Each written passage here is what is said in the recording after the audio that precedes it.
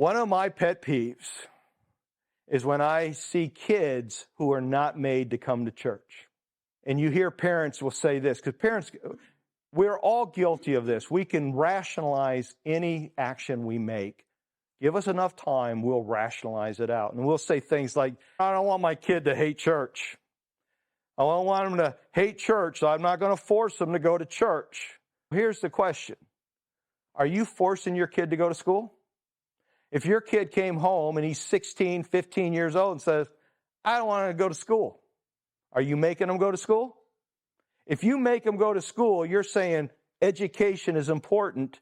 But if you don't make him go to church, you're saying, church isn't that important. And my kids knew. They just knew.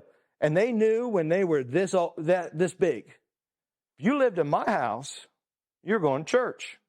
I didn't care how old you got.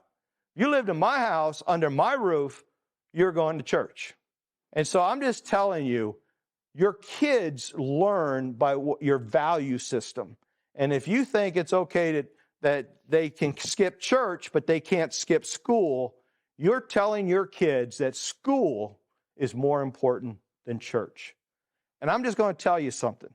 Sadly, there's a lot of Christian parents that can brag all day long about their kids doing well in the business world, and their kids are going to hell.